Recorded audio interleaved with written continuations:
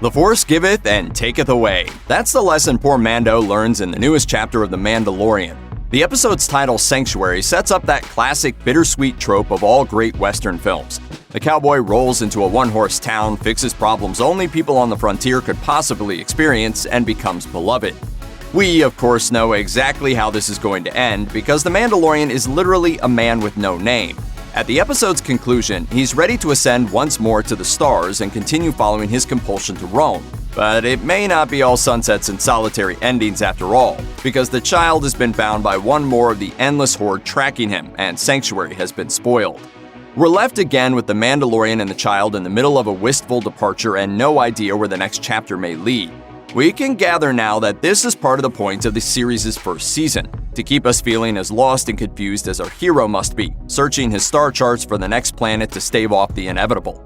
But as Mando grows more obviously attached to his one-time bounty, and the consequences of his betrayal of his guild begin to stack up, how does this end in anything other than tragedy? The Mandalorian's fourth episode introduced us to Cara Dune, former rebellion soldier turned outlaw mercenary who is a little rougher around the edges than Mando. It was a bit of a surprise to have her drop into Mando's life, then see him say goodbye to her by the episode's end when we know we're going to see her again.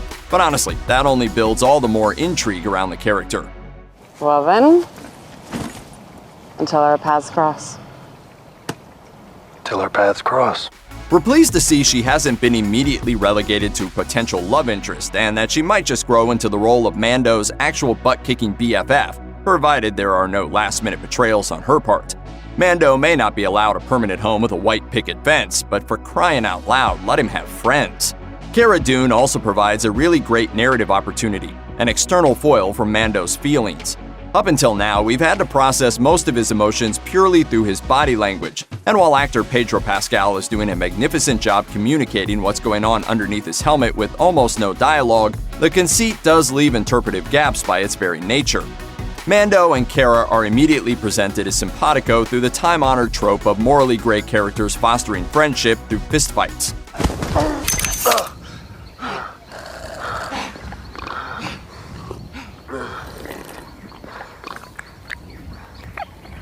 She lives the rough and tumble life too, and understands that Mando does want a simpler existence, though she does not understand why he refuses it when it's offered. We're looking forward to seeing the two meet again, and hopefully not on opposite sides of some conflict. Sanctuary taught us quite a bit about Mando's motivations. Earlier, we discussed the trope of cowboys in dusty towns they're tempted to remain in, but jokes aside, the idea of a permanent home is something Mando pretty clearly wants and actively denies himself. This applies twofold in this episode. He denies even the possibility of connecting with Omira on a more personal level, and initially decides to leave Baby Yoda in the care of the village before everything goes wrong. Why? Because of his debt to the Mandalorian people, and we can now say with certainty that the Mandalorian is not, well, a Mandalorian, as in not from Mandalore and the surrounding colony planets. He is taught in their warrior traditions and observes their faith, and that is clearly all that matters to what we presume are the actual Mandalorians he has previously interacted with. But he was originally of another race or heritage as a foundling before being rescued by the Mandalorians. No doubt he feels a huge debt to these people for giving him his life and the best possibility of surviving on the edge of the galaxy, but there also was a rather pregnant pause before Mando said he was happy the Mandalorians gave him the life they did. He also initially rebuffs Cara's assertion that leaving Baby Yoda behind in the village, even for his own benefit, will break his tiny green heart with the stoic response, "He'll get over it, we all do." Mando, buddy, you've loaded up that big old transport with half the guns in the parsec, and that's still less baggage than whatever's going on in that chrome dome of yours. But that inner conflict makes sense, doesn't it?